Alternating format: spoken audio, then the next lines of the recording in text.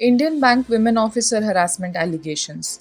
Two separate cases involving women officers at Indian Bank drew attention this week.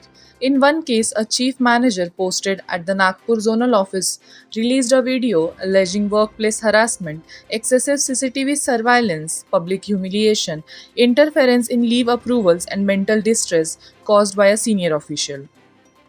In another case, a senior manager IT alleged harassment, discrimination, privacy violations, misuse of authority, and requests to share her live location during leave periods, seeking an independent inquiry into the conduct of senior officials. Both cases have raised broader concerns regarding employee welfare, privacy, and grievance redressal mechanisms in the banking sector. Hi friends, मैं साधना दुबे बोल रही हूँ। मैं chief manager Indian bank से हूँ। मेरा transfer इस समय जोनल ऑफिस नागपुर में हो रखा है और ये वीडियो मैं क्यों बना रही हूँ ये मैं आपको बता देती हूँ। मैं पिछले 1 सालों से जोनल ऑफिस नागपुर में काम कर रही हूँ और यहाँ पे मुझको जो भी काम दिया जाता है मैं पूरी कोशिश करती हूँ करने के लिए। जो हमारे यहाँ के नए DZM मिस्टर विजय शंकर ठाकुर आए हैं हैदराबाद से, उन्होंने मुझे इतना ज्यादा परेशान करके रखा हुआ, इतना ज्यादा कि मैं आपको बता नहीं सकती। वो हर वक्त मेरे लिए अनाप शनाप बोला करते हैं ग्रुप में और मेरे ऑफिस में भी, मेरे स्टाफ के साथ और बाहर वालों के साथ भी।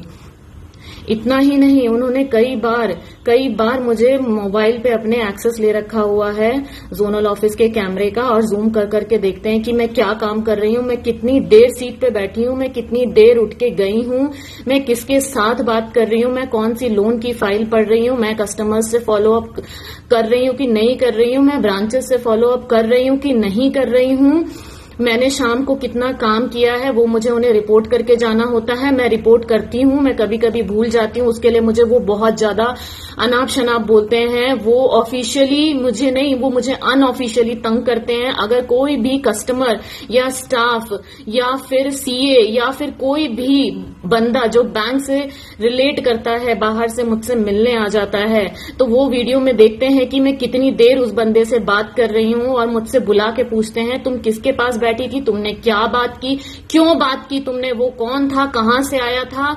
इस तरीके से वो मुझसे सवाल जवाब करते हैं। मैं चीफ मैनेजर हूं लेकिन मुझे इतना ज्यादा परेशान करते हैं, इतना ज्यादा परेशान करते हैं। अगर मैं उनसे छुट्टी मांग लेती हूँ कि मुझे छुट्टी चाहिए तो वो जोनल ऑफिस ग्रुप में व्हाट्सएप पे लिखते हैं कि क्रेडिट डिपार्टमेंट को छुट्टी नहीं मिलेगी। वो सिर्फ मेरे लिए लिखते हैं। मुझे पीरियड्स आ रहे होते हैं ना, मुझे पीरियड्स आ रहे होते हैं तो मुझे उन्हें लिख के भेजना पड़ता है कि मुझे पीरियड्स आ रहे हैं इसीलिए मुझे छुट्टी चाहिए, वरना वो मेरी छुट्टी अप्रूव नहीं करते हैं। जब तक मैं उन्हें खुल के रीजन नहीं बताती हूँ कि मैं हॉस्पिटल क्यों जा रही हूँ तब भी वो मुझे नहीं छुट्टी देते हैं, परेशान करके रखते हैं, कहते हैं LOP मार्क कर दूंगा। ये मुझे पिछले 1 साल से तंग कर रहे हैं। उसके बाद हमारे जोनल ऑफिस में रीशफलिंग हुई, मेरा डिपार्टमेंट बदला गया क्रेडिट, तो इन्होंने उसके खुंदस में आके मुझे अपने चैम्बर में बिठा के बोला कि तुमने क्रेडिट के लिए हाँ क्यों की।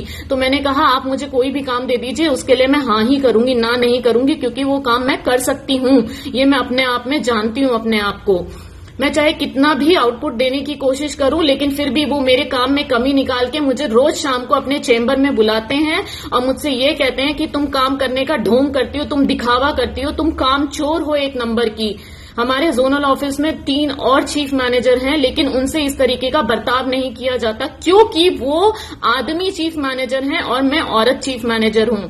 इतना ही नहीं, शुरू के दिनों में इन्होंने मेरे कपड़ों पे कमेंट करना स्टार्ट किया था, मेरी नेल पॉलिश पे कमेंट करना स्टार्ट किया था। मेरे नेल्स बड़े हैं, मैं नेल पॉलिश बदल के आती हूं, उस पे इन्होंने कमेंट करना स्टार्ट किया था।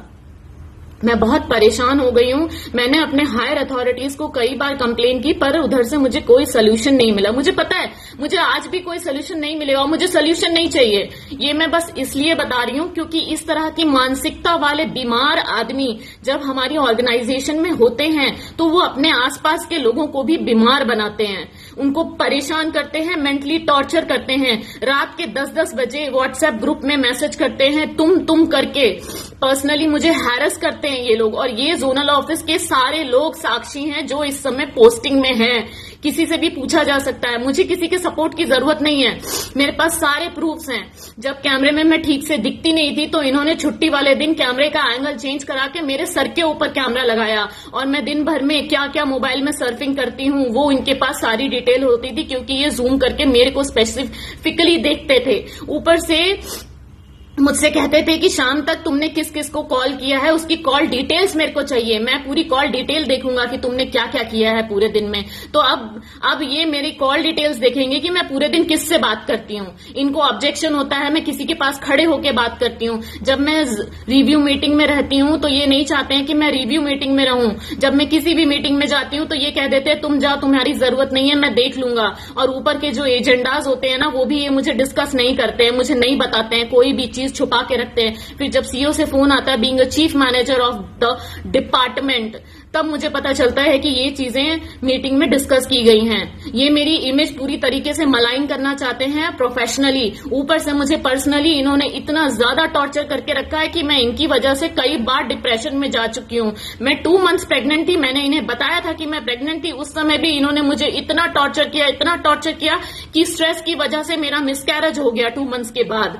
मैंने इन्हें कई बार कहा है कि सर मुझे स्ट्रेस मत दीजिए, मेरे को बहुत ज्यादा स्ट्रेस हो रहा है। और मैंने इन्हें ही नहीं कहा है, मैंने कई बार अपने सीनियर्स को भी कहा है जो इनसे भी ज्यादा बड़े ओहदे पे हैं कि ये मुझे परेशान करते हैं, लेकिन वहां से मुझे कोई जवाब नहीं मिला। तब जाके आज मैं ये वीडियो बना रही हूँ, और ये वीडियो मैं हर जगह डालूंगी। मुझे पता है मुझे कुछ नहीं मिलेगा, लेकिन मैं ये कहना चाहती हूँ कि अपने लिए खुद को ही स्टैंड लेना पड़ता है, जो कि मैं अब लूंगी अपने लिए स्टैंड। मैंने बहुत टाइम से बर्दाश्त कर लिया, अब मैं बर्दाश्त नहीं करूंगी। अगर अब मुझे ह्यूमिलेट किया जाएगा और मुझे कैमरे में वॉच किया जाएगा जूम करके कि मैं क्या कर रही हूँ, क्या खा रही हूँ, कहाँ जा रही हूँ, कहाँ आ रही हूँ, तो फिर ये मैं बर्दाश्त नहीं करूंगी। ये किसी भी ऑफिसर क्लॉज में नहीं लिखा है, ये किसी भी एम्प्लॉयमेंट क्लॉज में नहीं लिखा है कि आप किसी को वॉच करेंगे, आप किसी को पर्सनल कमेंट करेंगे, आप किसी को किसी की औकात दिखाएंगे। और अपने चैम्बर में 4-4 घंटे बिठाना इनको पसंद है, लेकिन अलग जाके मैं बैठूं और काम करूं वो इन्हें पसंद नहीं है। ये चाहते हैं कि मैं इनके चैम्बर में बैठ के फॉलो अप करूं। ये बाकी चीफ मैनेजर्स को अपने चैम्बर में बुला के 2 घंटा 4 घंटा फॉलो अप नहीं करवाते थे, ये सिर्फ मुझे बुला के फॉलो अप कराते थे कि आओ मेरे साथ बैठो और फॉलो अप करो। मुझे कहते हैं तुम काम करने का दिखावा करती हो, ढोंग करती हो, तुम काम चोर हो। मैं बहुत ज्यादा परेशान हो चुकी हूं इनसे, इसीलिए मैं ये सब कर रही हूं, वरना मेरा कोई मोटो नहीं है ये सब करने का। एक जो सीनियर आदमी होता है ना, वो अपने अंडर में रहने वाले एम्प्लॉइज को एक वर्क एनवायरनमेंट देता है ताकि वो अच्छे से काम कर सके। ये मुझे वो एनवायरनमेंट नहीं दे रहे हैं, बल्कि ये नेगेटिविटी इतना ज्यादा क्रिएट करते हैं ऑफिस में कि सारे लोग इनसे परेशान है, बट कोई बोल नहीं पाता है, क्योंकि ये स्पेसिफिकली मुझे डेली टारगेट करते हैं। मॉर्निंग में मुझे टारगेट करेंगे, इवनिंग में मुझे टारगेट करेंगे, डे टाइम में मुझे टारगेट करेंगे।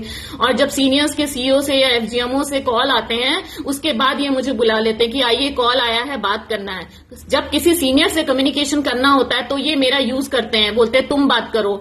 ऐसे ही जब डीजीएम अरविंद कुमार सिंह जो पहले एफजीएमओ में थे, जब वो इनको कॉल करते थे तो ये मेरे पास आ जाते थे डीजेडएम की आओ साधना मैडम कॉल आया। मैं कहती थी सर आप खुद अटेंड कर लो।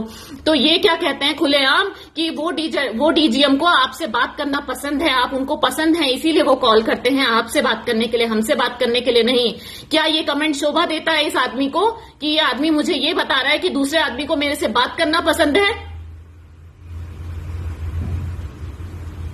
और आगे ये सारी फीमेल्स एम्प्लॉय के लिए है कि कोई भी आपके लिए स्टैंड नहीं लेगा। अगर कोई भी आदमी आपको परेशान करता है आपके वर्क प्लेस पे, उसको तुरंत 1090 पे कॉल करके अंदर करवा दो, सीधा अंदर करवा दो।